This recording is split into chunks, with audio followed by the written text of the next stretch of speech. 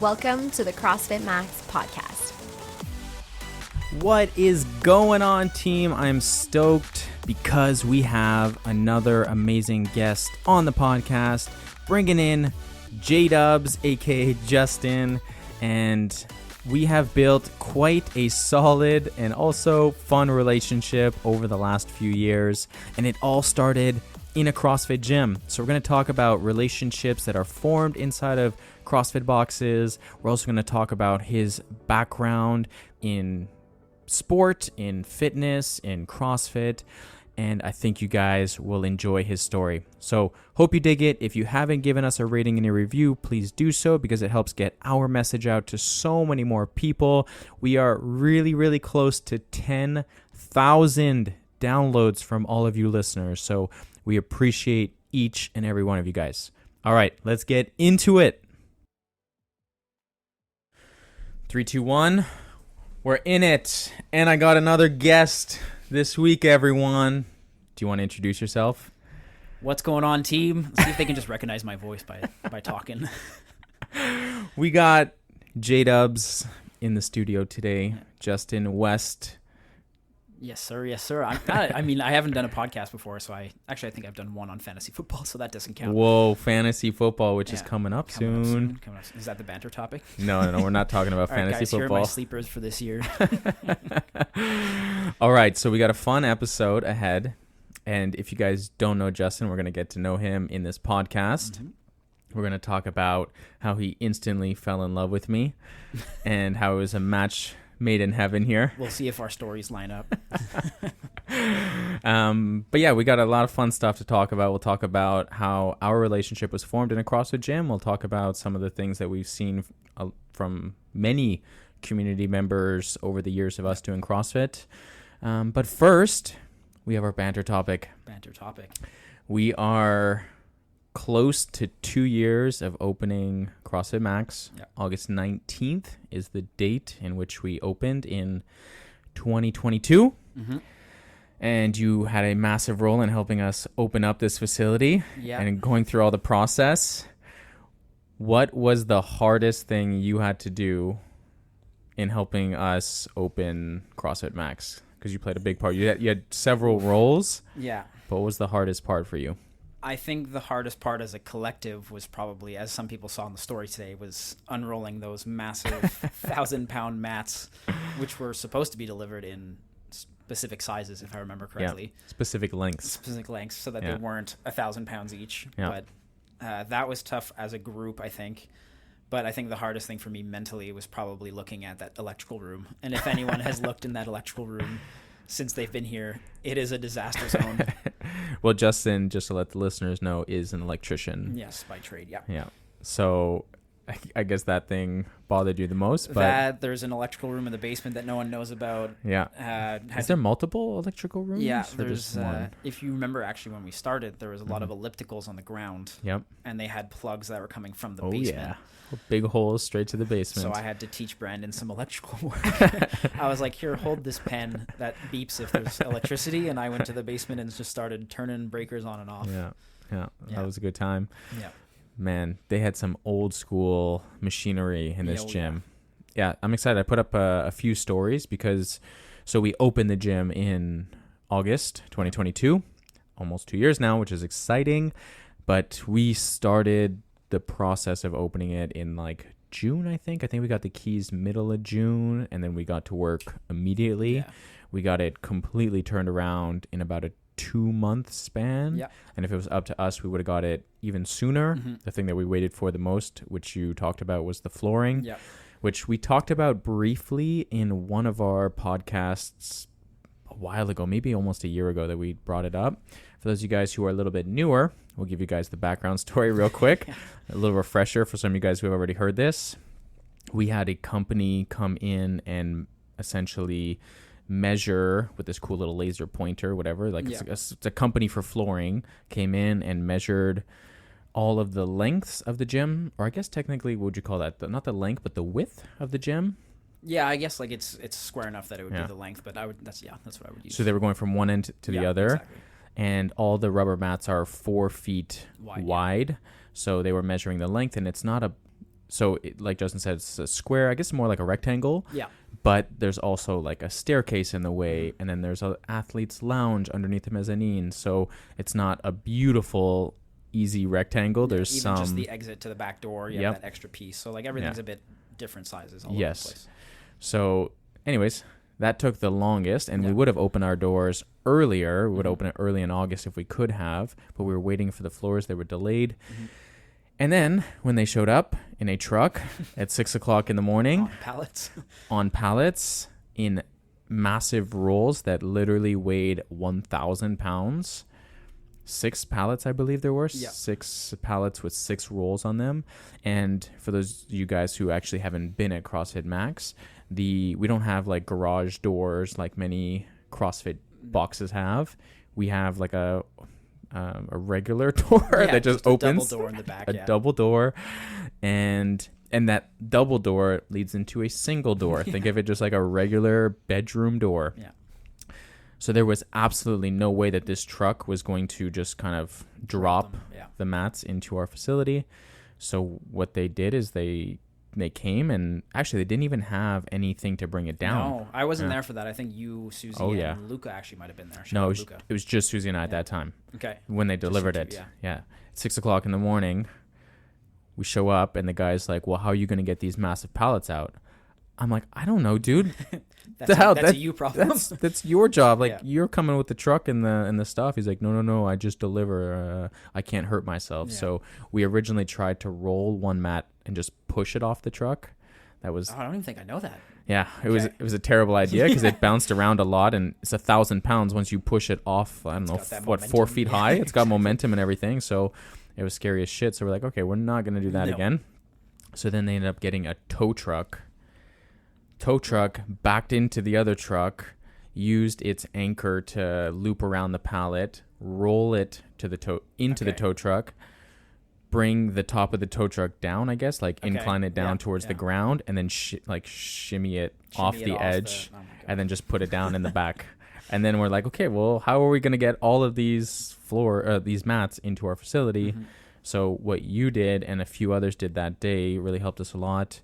We had to measure ourselves inside with, I think we had to use 2 measuring tapes because the one that we had was not long enough, I believe. And then we actually lost one. Someone cut yours? It was Julien. Cut yours? Not Julien, not our Julien. Another Julien cut another my friend, tape with an X-Acto knife. So anyways, we had to remeasure. So take the massive roll, roll it into the back. Not to mention, I think the hardest part was turning the rolls to perfectly go down that 200 meter. Where we run our 200 meters is kind of where we'd roll. And thank the Lord we have that space to roll them out. Because if we didn't, I don't know what was going to... Yeah. So we unrolled the huge 1,000 pound rolls out to, let's say, 50 feet like we needed. We would cut it. And just to give you guys an idea, like 1,000 pounds is so freaking heavy. But even when we would cut that distance and re-roll it, you and I could still not pick it up, just the two of us. We would have to put it then on, what do you call it? We had a bit of a dolly? like a moving dolly that you get from U-Haul. So we had to put it on that, truck it in, drop it down, again, unroll it, glue it, place it into our gym. And that was like a 6-day process. That was a lot. I wasn't there for every day of the week. No, you were not. You were there for a big part of it, especially at the beginning. The beginning was the most crucial part, where we had a few other help. But then, like you said, Luca came in and helped us a lot. But he did a lot of work there. So that being said, you did do a lot of the electrical work. Yes, and I think that's probably my most proud. Like every day I come in, I get to look at the lighting that is now there and know that I installed all the lighting above your heads. Yeah, we had like old school like neon lights, I guess? Yeah, they're like halogen lights. So they're just the big tubes that you see like all the time in old warehouses and stuff like that. They were installed all over the place on the ceiling. So you ripped them down? Ripped them all down. What do you call that thing that we rented, that machine? The Skyjack. So we scissor lift. Yeah. So we had that big Skyjack, and then we were traveling. Brandon was very excited to learn how to drive that thing. Taught him one day, and then the next few days he was on his own, ripping around the gym. It's really scary at the beginning. It is, yeah. It shifts a bit. Yeah, especially like me and heights are not very friendly together. We don't enjoy each other very much. But yeah, so Justin ripped down all the lights, and then after ripping it down, then we had the painters should we do the light before the painters or after the painters? No, I after. believe, yeah, we had all the tiles that we didn't want for the lighting out, and then they painted and came in. Yes, exactly. And then I put the lights in at the end. So we pulled out the lights. We replaced all the, like, there's a bunch of tiles that were missing already, and then there was a lot that were broken. So we pulled them all. We put some new ones in. We pulled some out. We got all that ready. I remember that was really stressful. There was actually one night that we did it really freaking late. Yeah. And, of course, we pulled out all of the lights. So I remember I think it was like 11 o'clock at night, and you had left at that point because you were working the next day, I believe. Exactly. And you had stayed really late already. And I just remember it being like 11 o'clock at night, pitch black, in this 6,000 square foot facility, no lights because Justin's ripped them all down. And I'm just so exhausted, and my shoulders are burning so much because those little like panels are not as easy as it just put it in. It's like there's wires behind, you have to get it, like you have to mesh it perfectly up there and everything. Especially with the old building, a lot of them don't fit perfectly anymore. And it's like insulation, right? So it's like makes you itchy. It's in your hair, it's in your face, your hands are all gross. Like, and to add to it a bit is, at that time, the gym wasn't as nice as it is now. So it had a bit of an eerie feeling when you were here at night. You shut off the lights and you're like, okay, I'm just going to run to the front. Yeah. It was dark, scary. And I just remember being like somewhat around like 11 o'clock at night and thinking to myself, why did I do this? Was it all worth it? And that was before we even opened the doors. Yeah. And then, I would say that was the hardest part. Yeah. And then we finally got those two things done. And then it was smooth sailing from there. What was really cool, I think, about like that early time, though, is that we were still able to run some classes like here and there before the floors were in. Like before we had everything done, we did ran some outdoor stuff. Yeah. Like we were able to get some. I mean, I guess the first workout was probably rolling out those mats, but that was something else. But no, we actually did some before we got the flooring. Yeah, because remember we installed some of the stuff already, like the rowing. We built the rowing machine, ski and bikes. Yeah. We built the storage unit already, which was a terrible idea because once we put the mats down, we realized we couldn't move the storage unit, so we had to unbuild the storage unit, put the flooring down, and then rebuild it back on top. But that's another story. That'll be on next week's project. But yeah, man, we had some outdoor stuff that was really cool.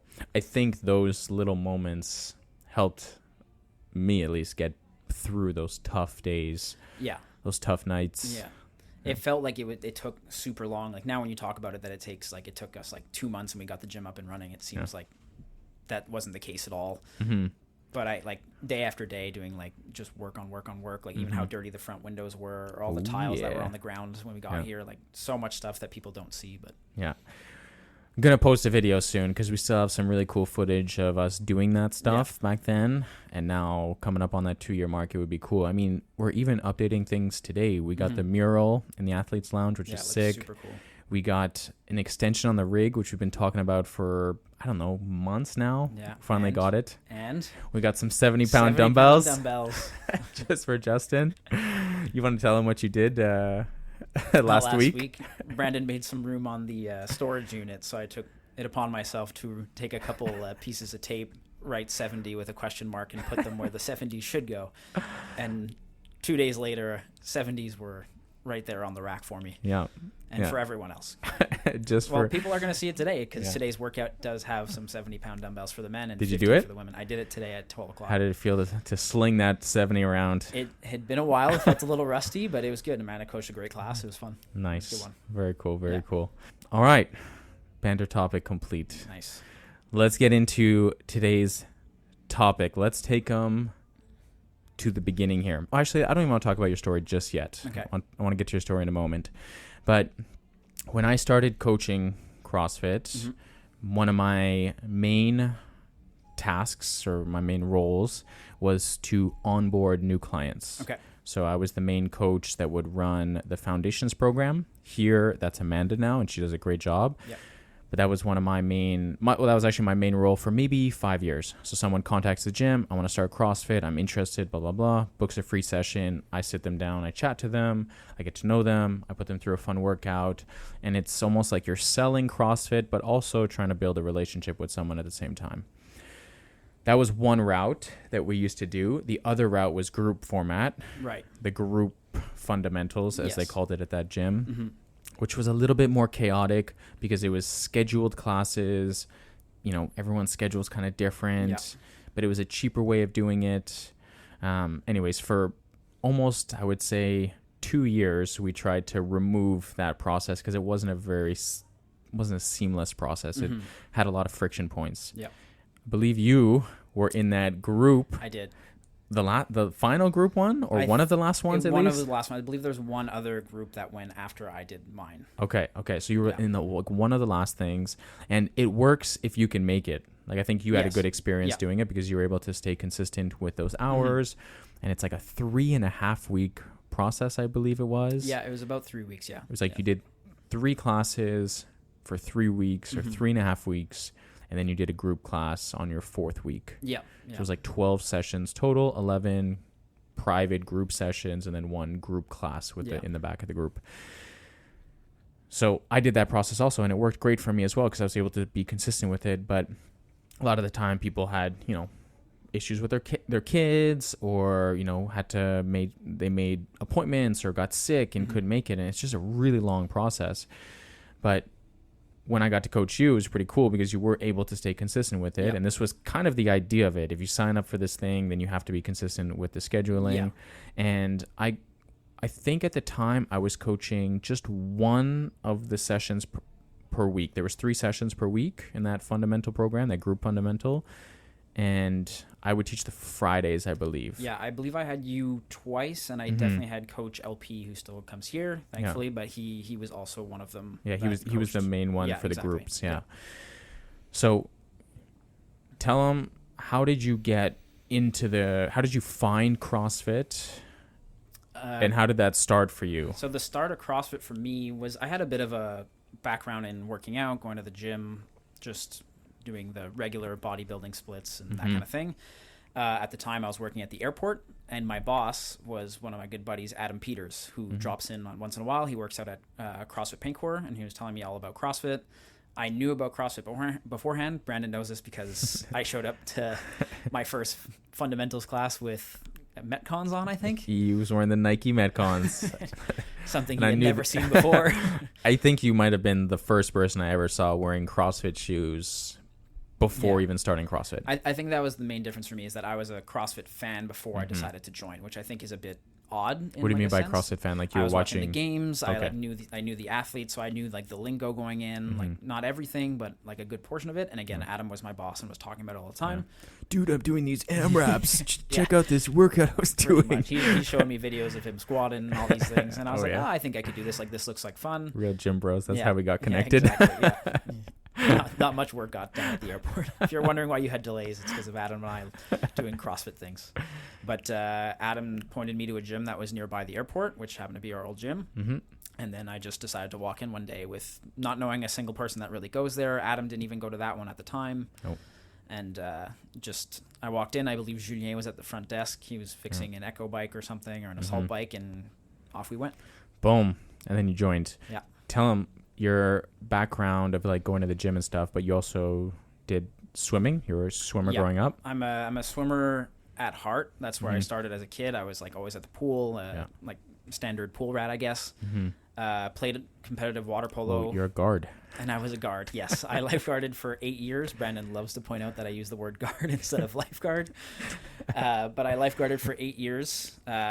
Highly recommend that job to anyone getting into their first jobs at 16 or 17. I feel like I missed out. It's a great time because it's really only Montreal that has that kind of setup with outdoor pools and like the community of like the guards, all those guards. I think I was telling Daff about it. I was like, if you ever want like a really fun summer job, like that's one I recommend. But I was a swimmer, lots of water polo, and then I quit around 16, and then 15, 16, and then I started put on a bit of weight, and I didn't really know how to lose it because I went from training 6 to 7 times a week in the pool where you're burning a ton of calories but also eating a lot. I got rid of the calorie burn, and I kept the food that I was eating. Maybe increase the food a little. And then there's also a bit of a community thing with the lifeguards where there is a bit of partying, so you start to have beers and drink and all this stuff, and then again, with no training background at that age, you start to gain a bit of weight. So kind of just on my own with the help of my dad, we started going to the gym together. Jimbo. Yeah, Jimbo. Just turned how old again? He just turned 64. 64. 64, yeah. Wow, good for him. So he's fairly active. He's not a gym guy. He loves his outdoor activities, but he made sure to bring me to, I think at the time, the YMCA probably. Oh, yeah. That's my first gym ever Point also. Claire YMCA, that track that goes around. Oh, man. I actually didn't even know that. Yeah. That was my first gym. I signed up when I was 16. I think my mom had to sign for me to get a membership there. Okay. Yeah. So No, it sounds, minor. Yeah. We were probably waiting for the same bench press at the time. We crossed paths back then. Maybe. Yeah. So I got into that, and then I started going to the gym on my own later into my early 20s kind of, and I jumped around from Econo Fitness to Monster Gym to kind of, at one point I think I had like 6 different passes on my keychain. Yeah. And then eventually I found CrossFit. But yeah, very much gym bro splits, not much endurance training or anything like that. Nice. Yeah. And then what year was this that you started CrossFit? CrossFit was 2018, I believe. So you're almost 6 years in? You started. Yeah, I've done 6 opens, but I think we had that weird one in 2020. That's how we count CrossFit seasons. The yeah. open. Yeah. So it was 2018 or 2019, but yeah, I'm going on 5 or 6 years. Damn. Yeah. Time flies, man. Mm-hmm. So you kind of grew up relatively active, I would say. Yeah. Fell out of sport, very similar to like my situation where stopped playing basketball, sports are finished for you now.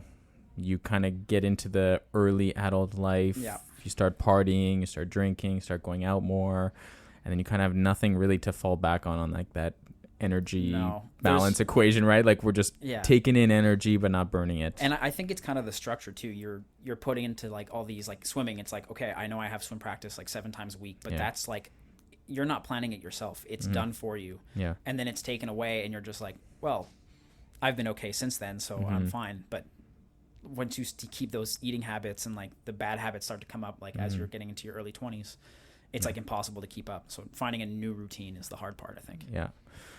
Very true. Yeah. And I would probably, I don't know if you agree with, but for me, it was like basketball practice is this day, this time. There was no, you know what? I'm not feeling it today, so I'm just going to skip it. No, it's like exactly. For practice is this time, this day, and I'm there. Yeah. Like these days, I got my game this time. Like there's no. It was a non-negotiable at the time. Like it was, It was just like, that's when I have practice. If I miss it, my coach will be mad at me. Like my mom will be like, why am I paying for this when I'm like 15 years old? Like all this stuff. Yeah. There was never any doubt, at least in my sport career, that I was not going to be going to that stuff. And in fact, I actually looked forward to it. And it was maybe, I don't know if that carries over, if you find that helps carry over to today, because you're one of the most consistent people I know in terms of training in the gym.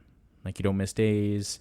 You're signing up for endurance stuff right now, which we can get into soon. But you did a marathon last year. You had to go from kind of what I'm doing now for my half marathon, like trying to cut a little bit back on CrossFit, something that you love a little bit more, to practice your endurance, but you know that you just have to put in the work, and you're signing up for those days and you're showing up. Yeah, I think that started from like a young age, like with that kind of stuff. But I always knew that I wasn't like the elite. I wasn't the best on my team. I was never like the elite swimmer. It was always just like practice was my game almost, where it's like I went to practice and that was like my activity, because like I wasn't necessarily going to play in water polo because I wasn't in the starting lineup or whatever it was. So I was always good at practice, which is kind of like a routine based, right? Like if you're always looking for the glory of the game, then sometimes you miss the process of like the practice. Absolutely. And I think that reflects now where it's like, you know what, like I enjoy the workouts. I enjoy the process of like getting to a certain point. Yeah. So it definitely translates. Yeah, absolutely. Yeah.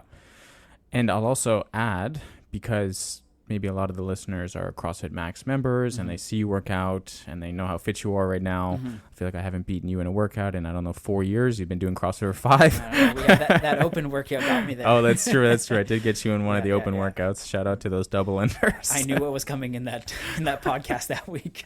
I could hear the grin on his face from my headphones. It's true. I forgot about that. I get you in a couple here and there. Yeah, for sure. Double unders, deadlifts, all those things pop up. But some people look at you as this super fit guy, trains all the time, and it's good for them to hear this, that, at one point in your life, you were quite unhealthy. Yeah. And I was even telling you before we get on this podcast, we should discuss that at one point, like, you were a legit smoker. Yeah. At a young age. Yeah, I started smoking cigarettes at 13. Wild. Sorry, Mom. Yeah, 13, 14 is when I had my first cigarettes with my younger brother, which seems crazy to say right now too. Now your mom's finding out your younger brother smoked too. She's well aware, but I smoked probably the first 2 years. I don't really count. It was like you do it socially to feel kind of like included in certain circles, or your friends are doing it. You're not really thinking. And then probably from 15, end of high school, so grade 10, grade 11, first couple years CJEP until I was 18 years old. About a couple, like 5-6 packs a week. Like you're That's crazy, man. Yeah, which At such a young age. I do think that it coincided with me stopping water polo and swimming. Like it all happened kind of in that same area. So it's hard to like ignore that like those correlate. Yeah. But yeah, no, definitely. Yeah, I'm happy I quit when I did, and as young as I did. But yeah, I was a smoker for. Was there something that happened that made you? Did you like wake up one day? Was it something like? You feel like shit, or like there's like a few things that add into it, but I like a lot of it I equated. I used to live in the basement of my parents' house, and I remember when I was like 18 years old, I used to be this guy who could like swim up and down the pool like no problem, like, and then I would run up the stairs to go get breakfast, and I got to the top and you're huffing and puffing, and then you're like 10 stairs. Yeah, I'm talking like hands on knees, like bent over, kind of just like, this isn't like. I guess I was able to snap out of it. It took a couple times to stop. It is, addiction is like no joke. Like it took a while, but. How long was that process for you? About a year. Oh, wow. Yeah, I had quit. Did you do like, I don't know, nicotine? No. No? No, it was every time I just thought that, again, you're 18 years old, you're like, I can do anything. I was like, I can quit right now. And I think I quit for probably about 3.5 months. And then it took that one time where I had a social cigarette at a bar, and then just have one. It's not going to hurt. Next day I had a pack in my hands. Oh, shoot. Yeah. It's like, it's a quick spiral. spiral. Do you remember like the last one you smoked, or is it kind of just all a blur? And it's kind of it's a bit of a blur, but like I know the date, but other than that, I don't remember like having it and being like, this is my last one. Damn. Yeah. That's wild. Yeah. I mean, that's such a huge pivotal moment in your life that could have gone completely the opposite direction. 100%. Yeah.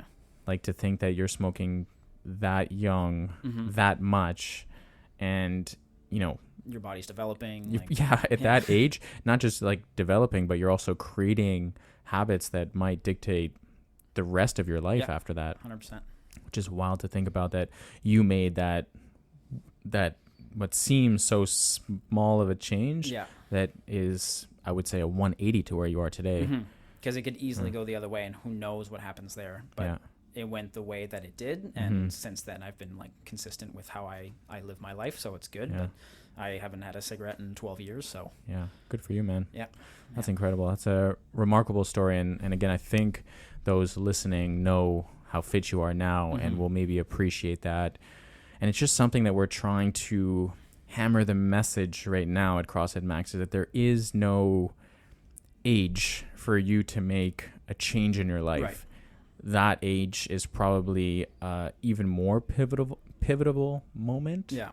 Where like that, if you didn't go that direction, it could have gone downhill, and with so much worse diseases like chronic disease and everything that could have happened there, did a full 180. But in a less extreme way, there are so many people that are like 30, 40, even 50 years old and who are still scared to lift heavy weights under a controlled environment or to go fast in a workout because they think if their heart rate goes up, they might have a heart attack. Yeah.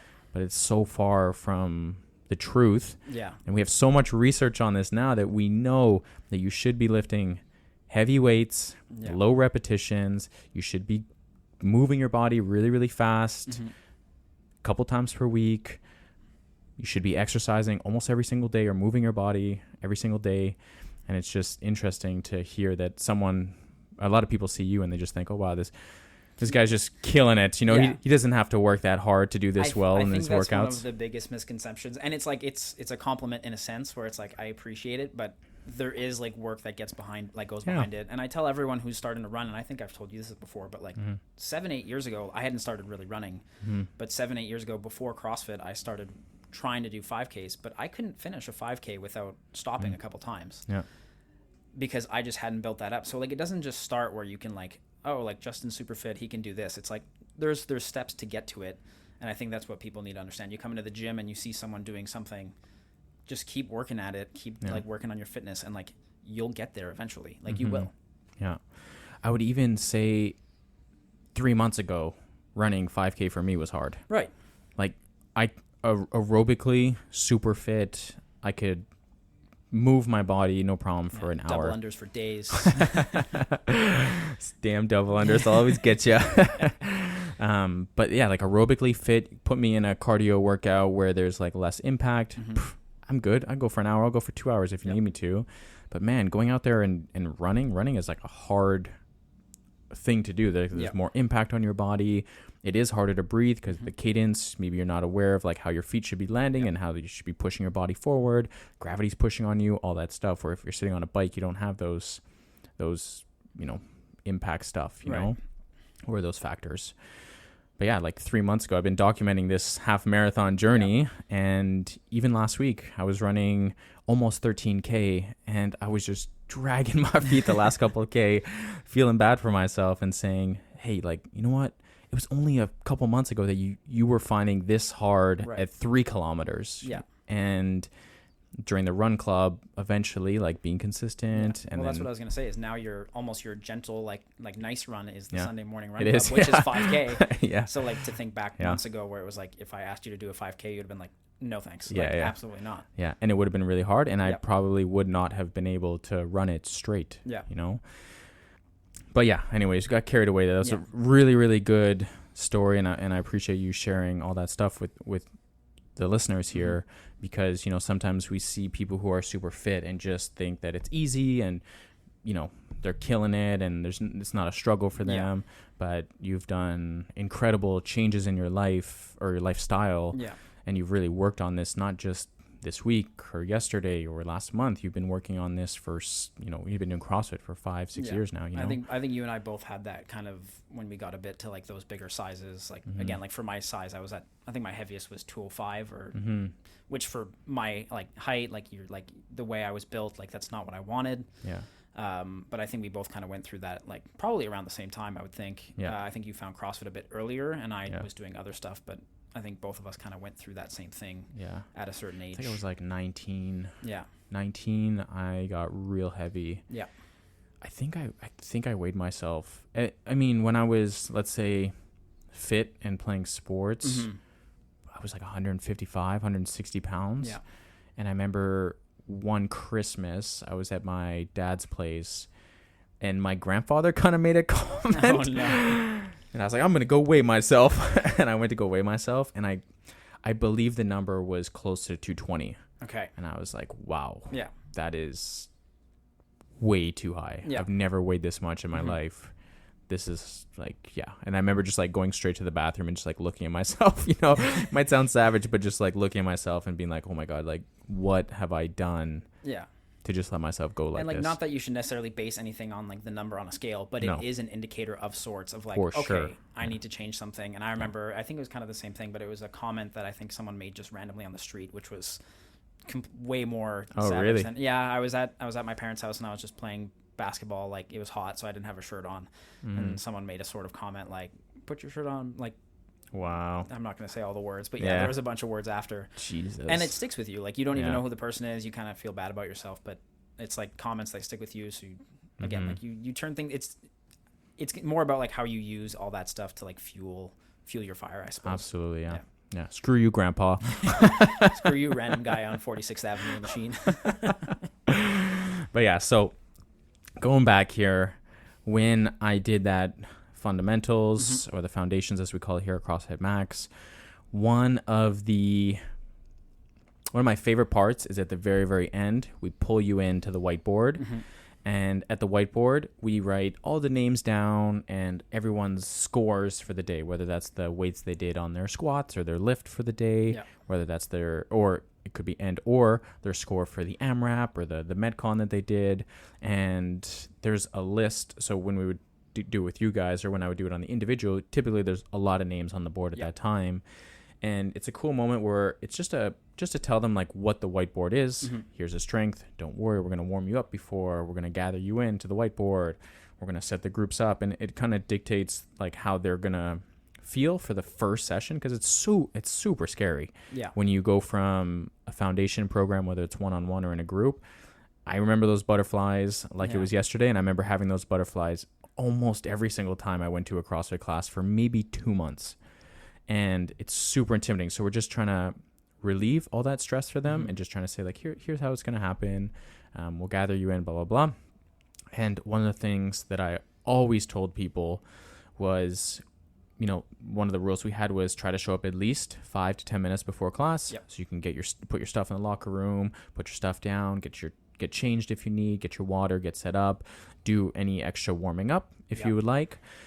And at that gym, we had like a warm up written on the board, and it was we'd always encourage them. And I would say, hey, just go and introduce yourself to someone, look at the warm up, see what it is. If there's for sure going to be movements on there that you don't know, so go up to someone and introduce yourself. Say, hey, I'm Justin. Nice to meet you. I'm new. It's my first class, or it's one of my first classes. Would you mind just showing me what leg raises is, you know, or leg swings? And that person would more than be willing to show it to you. And it's a friendly face right off the bat. Here at CrossFit Max, we do that exact same thing, except we also tell our members that when we see someone new, try your best to introduce yourself to them first before they can to you. And I tell them this, that some of the best relationships have been formed inside these walls, you know, and the relationship that we formed over the years is kind of what that came from, actually, you know. You've been a groomsman at my wedding. You're now the godfather. We're not religious in our family, so everyone knows as the godfather, but we call you the sparent. So you are the godfather, we'll say, and Hélène is the godmother of Thomas. You've, you know, helped us open up this business. You've also dabbled a little bit in coaching. You coached a group yesterday. So there's been so much that you've impacted in our life, and that literally started with you just signing up for CrossFit, you know? And I don't think people, I mean, we don't go to CrossFit gyms to be like, I'm going to meet one of my best friends in life, or, you know, in your situation, you also, along this journey, you've also met your girlfriend right now at CrossFit Max, which is pretty cool. So we don't like necessarily go to a CrossFit gym to say, hey, you're going to find your one true love. No. CrossFit gym is not Tinder for real life. But again, the relationships do like form naturally. Again, like maybe not to that extent, but the amount of friends and people that are all striving towards the same goals are kind of within this gym, and it really brings out the community aspect. Actually, I don't know if you remember, I kind of saved this little tidbit, but I don't know if you remember like the first interaction we had where I felt like we could like be like close friends. Okay, no. But it was a bit on like I guess it was a bit more jokey, and I walked into the gym wearing Chargers gear, as I do. Oh boy. And this was I think this was after the Patriots had beaten the Chargers in the divisional round or something of the playoffs. Okay. And I remember walking in, just sporting my stuff, no matter what. And you shouted something. I think you were stretching with LP, and I remember this like till the end. And you're just like, "You're wearing the wrong sweatshirt." And I turned and I was like, "Let me guess, Patriots fan." And then from then on, we've been pals, just not in football. Yeah, I mean, a big part of a relationship did revolve around football at the beginning. There was a big part of it, yeah. Like you would come over, I'd invite you over for football. We'd cook chicken wings and just eat a bunch of food. And we just watch football on Sundays and stuff. Yeah. So yeah, there was, I mean, but it just, the fact that it just started with you making that decision just to join a gym. I think that's the thing, is that it's not necessarily that like football was a big part of it, but it wouldn't have stayed that way if we weren't both doing fitness at the same time. Yeah, exactly. Like we were both at the same gym, doing the same workouts, being a little competitive with each other, like trying to beat each other in workouts, like all this stuff. And it kind of built this. Well, I was beating you a lot at the beginning, but until you started beating me a lot. It's not fair. That's why Brandon opened the new gym. He's like, exactly. I'm moving. And Justin followed, unfortunately. I think it built that camaraderie, and then obviously we had football as an extension of it. But I think the basis of it, like the foundation of our like friendship, is definitely in fitness and like for sure, striving to be better. Yeah, I mean, I don't want to say like if you stop CrossFit, we wouldn't be friends, but it would have been really hard at the beginning for us to build 100%. that. And I think what makes us really close is the values that we have, that health should be a priority. Yeah. And, you know, you can come over and we could eat a bunch of junk food on a Sunday to watch football and stuff, knowing full well that we're going to wake up on Monday and we're going to get our workout in regardless how we feel, or we can go get some beers and stuff. That's part of the balance that we also believe in, you know, that's part of our values. But no matter what, fitness is a priority in our life, and we know that if we don't prioritize ourselves and exercising, that we know we can't be the best version of ourselves. And if we're not the best version of ourselves, then there's going to be conflict within every aspect of our life. Friendship being one of them, or the community around you being one of them, right? So you're absolutely right. When CrossFit brought us together, and then we had similar things that we enjoyed. Yeah, exactly. Like there are some extensions to it, but the basis is always going to be like the fitness and like how we want to live our lives. Yeah, absolutely. Tell them a little bit about shedding a tear here soon. Here's some Kleenex. Tell them about your relationship with Sasha. How did that form? Yeah, so actually Sasha and I knew each other from when we played water polo 16 years. No, oh my God, it must be longer than that. I think 16 or 17 years ago. We were 13 or 14, and at that age, the boys and the girls play together, and then you move on at 16 and under to play, like the boys are on one team and the ladies are on another team. So we played together then, but then we didn't see each other for 16 years or whatever it was. And then Susie just out of nowhere mentioned to me that she was like, hey, like, you know, one of my neighbors. And I was like, okay. And then still didn't ring a bell. It had been so long. And then next thing I know, when we open this gym, Sasha starts coming here. Well, she didn't just start coming here. Susie dragged her over here. Susie gave her the ultimatum that I gave Susie. You want to date me? You better start CrossFit. So Susie said, Sasha, if you want to continue to be my best friend, you're going to come support my business and you're going to come try CrossFit. And she was one of the first. She was one of the first foundation clients. I think it was Lucy and Daphne, the first ones. Yep. I think Sasha and AJ did it together. Yeah, they did it together, and they might have been the second ones. Yeah. So we kind of reconnected from there, and then I think it was over. I don't even know what time it would be, but I was coaching and running some classes, and there was a few where it was just Sasha there, and it was a cardio and cardio. So those can be like sometimes, if you're from a coaching perspective, like a bit like long, especially if there's just one athlete. And you would know from early on, like when it was maybe just Trelled in or whoever else was there. So we got to talking. I think she told me, like, she's like, entertain me, tell me a story as she was melting on a bike. So we started talking from there, and then next thing you know, we're dating, and she's just moved in, and so she's crushing her workouts. How long you guys have been dating? How long now? We're about a month, few months? a year and a half. Oh, a year. Oh my God, over a year. What am I talking about? Over a year. And now she just moved in this month. Yeah, July 1st she moved in. Yeah. Wow. Yeah. Congrats. Yeah. That's huge, man. Yeah, it's great. And she's trying out for a half marathon come October. Like, she's really pushing her fitness too. And Sasha's one of the OG members here.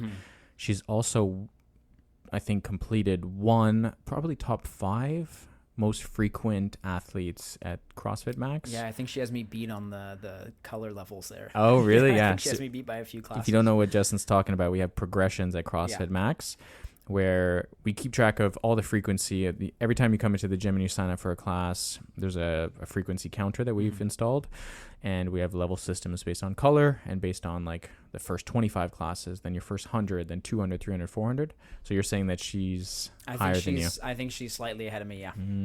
Damn. Yeah. You have to catch her. I have no excuse. Yeah, I mean, Sasha is one of the athletes that has made the biggest fitness change. Yeah.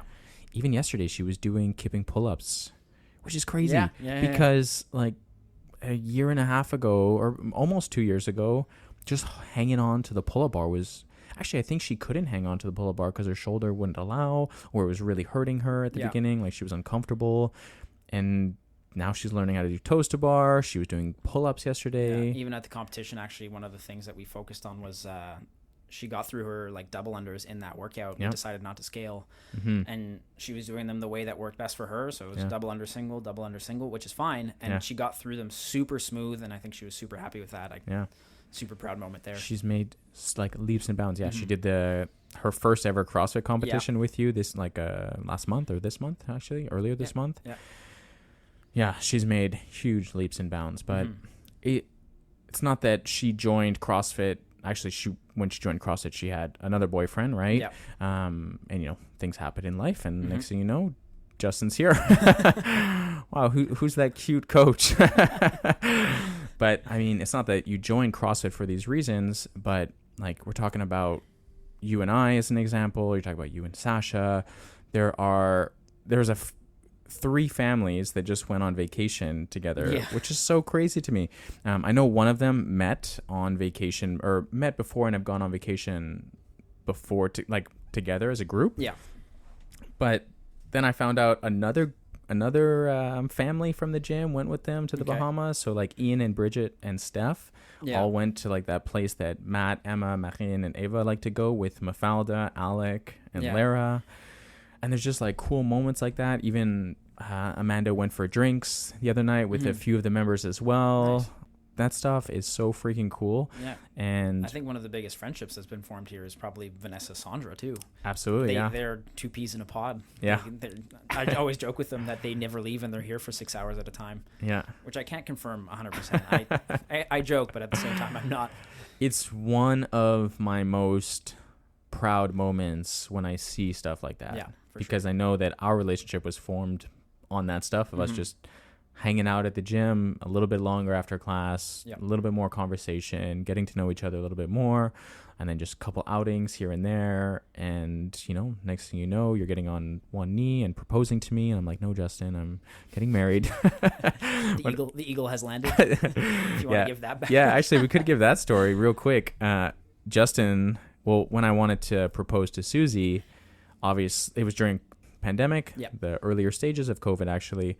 And I decided to get the ring ordered from online, and Susie and I are living in an apartment together, and I can't be getting a ring delivered to our apartment building together. So I ended up messaging you by email because Susie was around, and I didn't want her to see that Justin was texting me like, oh, what's Justin? How's Justin doing? Why is he texting you so much? Not that Susie's on my phone all the time, but during COVID, you're on top of each other all the time. So I had to go to the bathroom and email you so notifications wouldn't pop up on my phone.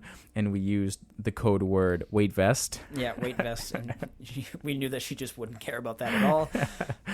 So anyways, so Justin was the one that paid for the ring, actually. Ordered it, got it to his place, and then delivered it to me one day. And funny, when Justin wanted to bring it, when he told me it was finally arrived and wanted to bring it, I told Susie that, I just want to go for a walk with the dog. And she's like, oh, can I come? And I was like, no, I just need some alone time. She was furious. That happened twice. Once when I wanted to call her dad to ask for his daughter's hand in marriage. Yeah. And then 2 weeks later when we got the ring, same thing. She was furious. And it was only after that time could I tell her, hey, those 2 times I just wanted to go on a walk by myself was because of that. But anyways, that Make was sure you clear that up. Yeah. But a little side note there. But yeah, it's when I look around the gym and I see people hanging out, when I see people talking to each other, when I see them post things of going out together, to me that makes me the most freaking happy dude ever. And I've seen people also have business relationships with other people, Okay. I've seen real estate agents come in and, form relationships, and people have bought houses. Frank and Alexa, who are members here, went to their wedding a couple years ago, and they met at a CrossFit gym as well. The same one that we met each other. So it's really an impressive time and I don't think people talk about the community aspect enough, but it's so impressive to see these relationships being formed, and the culture that you're surrounding them with leads to those types of connections. Yeah, and I think people are used to kind of like a commercial gym where your headphones in, you're looking down at the floor, you're not really talking to anyone. Yeah. And it's the complete opposite here. You can finish a class and you can kind of see people break off into little groups that they didn't know each other before. Or I saw Caroline and Abba chatting it up outside by the car before, all kinds of stuff like that. And it's great to see. Yeah, it's so freaking cool. Even Eli and Max went to go do a mud run a couple weeks ago. Nice. I didn't even know they they knew each other. Yeah, no. They just drove an hour and a half away to go do a mud run together. Wow. Yeah, like those little connections are so cool, and it's even more cool when it's fitness related like that. Yeah. Like, oh, you guys are gonna go do a race together. Mm-hmm. That's freaking epic. Yeah. So, yeah, I think something I could tell the listeners that if ever you see a new person in the gym or someone you don't even know, they don't have to be new, just maybe you're joining a different class hour of the day that you don't normally go to, I strongly encourage anyone to just go up to that person, introduce yourself. Yeah. Hey, I'm Brandon. Nice to meet you. What's your name? Yeah. Can't wait to do this class with you. And some of the greatest relationships are formed within CrossFit walls. Yeah, and let me tell you, for like someone who's brand new to the gym, they'll feel so much more calm, like getting into a group class if they just see one familiar face that's introduced themselves. I know actually Ian is amazing at that. Yeah. Ian sees someone walk in that's new and he hasn't seen before, he's going up to introduce himself, and you already know that it makes them feel kind of like at home before they're even here. Heck yeah. So it's great. Yeah. There was a really, really special moment there was two special moments. One last week, we had Joanne. I don't know if you've met Joanne. She's really new. She only did her first class last week. Okay. So she completed her foundation program with Amanda. Mm-hmm. She did her first class last week. I was in the middle of the gym stretching. Mm-hmm. Vanessa was at the whiteboard. She was coaching the 9 a.m. And then, so Joanne walks in. Vanessa goes up to her and says like, hey, how's it going? I'm Vanessa. I heard it's your first class. And blah, blah, blah. So introduce yourself right away, which was awesome. And then as she's going towards the athletes lounge, which is where I was kind of in the middle of the gym, I'm like, hey, first class, you're going to do awesome. And, you know, she's like, oh, I'm so nervous, and all the things that most people are. Pretty normal, yeah. And Siobhan and Tom came in to the building like maybe a minute after her. And anyway, so Joanne walks by me, goes to the athletes lounge, puts her bag down and stuff on the bench, and Siobhan walked right behind her and like kind of tapped her on the shoulder and like introduced herself and was like, oh my God, this is your first class. How cool is this? Everyone is super nervous at the beginning, but don't stress. So that was a really cool moment, number one. And number two, we had Patrick, who I don't think you've met. Oh, have you met him? There yesterday. Oh, yeah, true. You got to. Yeah, he was in your class. Together, Yeah. Oh, yeah, true. Yeah, strong man. Yeah. He had been doing CrossFit at a gym previously many years ago, so he came in and did a free class last Saturday. Okay. Came in, and he was actually one of the first people in the gym, so he was at the whiteboard, kind of waiting around. We were finishing our workout, and Kenji came in, and Kenji usually is one of the first people at the whiteboard as well, and went up to him, introduced himself. And not only that, but on Saturdays we do partner workouts. So, you know, for Patrick walking into the gym, doesn't know a single person. It's usually a bigger class of 20 to 30 people. He's looking around, you know, he's seeing a lot of people starting to walk into the gym. We were also a big crew doing the workout earlier in the morning. And Kenji went up to him, shook his hand, and was like, hey, like, we're going to partner today. Nice. Love that. So freaking cool. Yeah. And especially for those partner workouts. Yeah. And they were partners this weekend also. So back-to-back weekends. So it's like the little things that I know we've worked really hard on in terms of the culture here. Like when you see someone who's new, go and shake their hand, introduce yourselves, and what could come from that is something that you wouldn't even imagine. Yeah, just like bring out that positive energy towards someone else, and it'll like the feedback you'll get. They'll have a better time in class. Like they'll start talking to people as well. Like it just opens up so many doors for everyone. Like, absolutely. Yeah. Whether you become best friends or not, it doesn't matter. Like when you're within these walls, like everyone is kind of your friend. So it's a big community in that sense. Yeah. It's great. I'll end it with one story on my end. And if you want to give maybe one experience that you've had in terms of a community moment, for me, it was early into my CrossFit, maybe, I don't know, first month of CrossFit. Okay. And to me, it wasn't really something I was kind of taking serious. It was like just going to the gym. Yeah. I guess that's for most people, just doing this thing where you're going to the gym to exercise, to maybe look better or feel better. And I remember doing Fight Gone Bad. And if you guys don't know what that is, I would encourage you to look at it. And I believe it's on the minute work where you do like max cal row, sumo deadlift high pulls, wall balls, and one of them is box jumps. Okay. And I remember jumping on the box, suffering, taking a break on the bottom, and just like hands on my knees, searching for every piece of oxygen that I could get into my lungs here. And there was a gentleman in the class named Matt, who we were, I think, only 4 people in the class. Mm-hmm. I had no idea who he was. I had done maybe 2 or 3 classes with him. Okay. And he was like, come on, Brandon, you got this. Keep going. Jump on that box. As he's, I don't know, 45, like he's 25 years older than me at that point. Yeah. And he's just jumping on the box, like no problem, just cruising through here. And I thought, wow, he said my name. How cool is that? I don't even know this guy's name. And he said my name.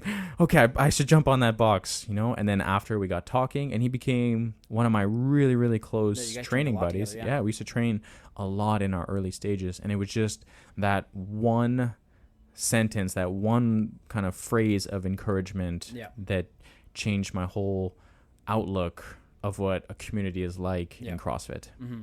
I don't know if you've experienced something like that. For me, it was actually, well, you're referring to like your first time in class, mm-hmm. but I remember it specifically when I finished our fundamentals when we were doing the group class. Mm-hmm.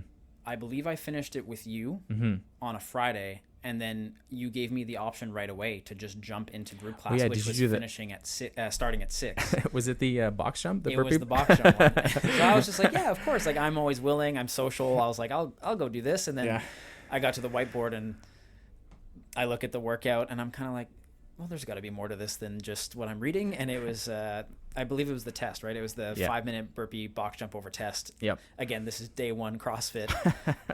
And we were a huge class. Big class. Yeah. But easily 15 people in it. Everyone knew it wasn't the workout part where I got really like encouraged. Everyone's huffing and puffing. It's fine. Mm-hmm.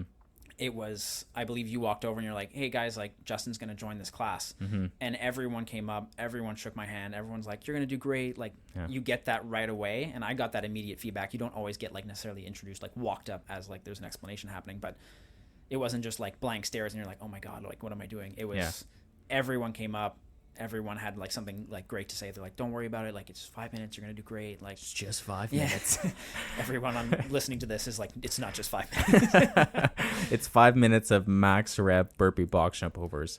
And the first minute you feel like you're killing it. Yeah. I think I got around 30 or something like that. Which is crazy because you've tested this many times here. And how many have you done? What's the most recent? I think I haven't hit 70 yet. 69? 69. Yeah.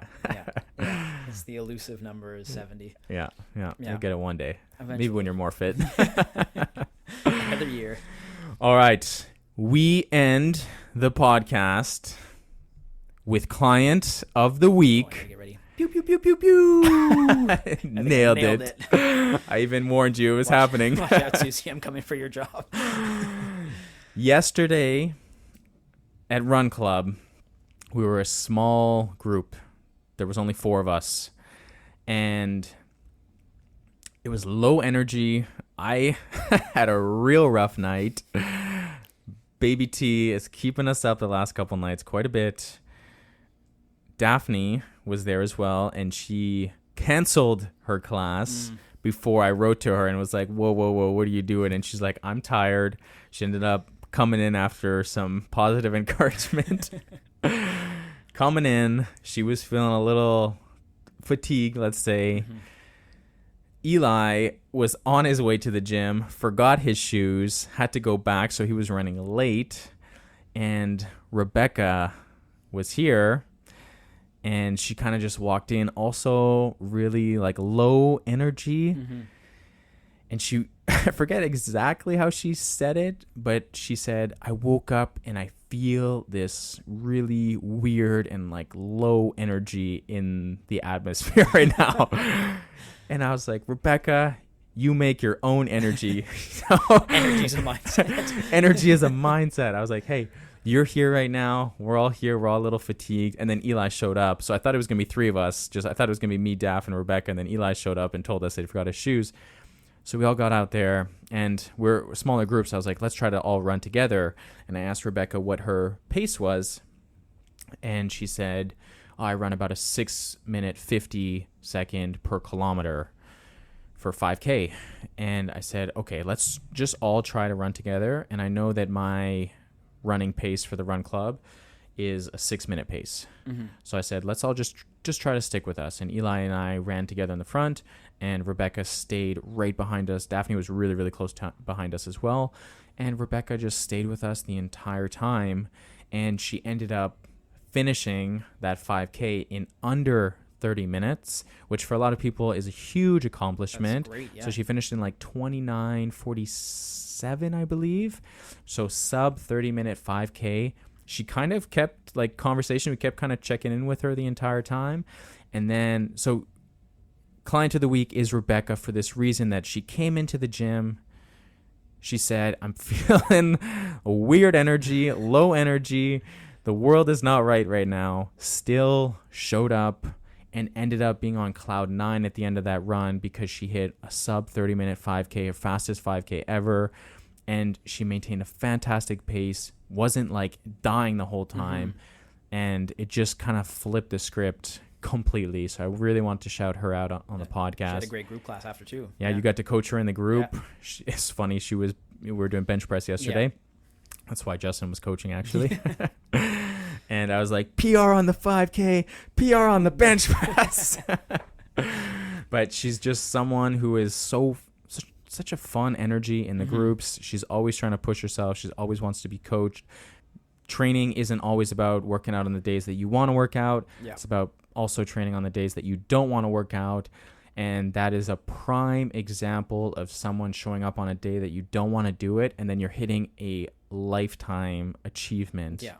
That shit fires me up. I think the key word there is just show up. Like, just show up. You never know. Like, you feel sluggish in the morning, it's fine. But she showed up and put down like the best time she's ever had, which is great. It's incredible. Yeah. So shout out to Rebecca. Keep being awesome. Thank you guys so much for tuning into this episode. Where can they follow you, J-Dubs? J-Dubs94 on Instagram. Yeah, but tell them how to spell it. JDUBZ 94. Nice. Yeah. On Instagram, go check him out. He does post some cool fitness stuff. And you can go see his lovely girlfriend as well. Yes. And you could follow their running journey. They are both doing the half marathon in October with me. Yeah. Race is on. Bring it. Go give those Strava kudos when you can. Hell yeah. And we hope that you guys enjoy the rest of your day. And if you haven't given us a rating and a review, please do so. We appreciate it. And we'll catch you in the next one. See you guys. See ya.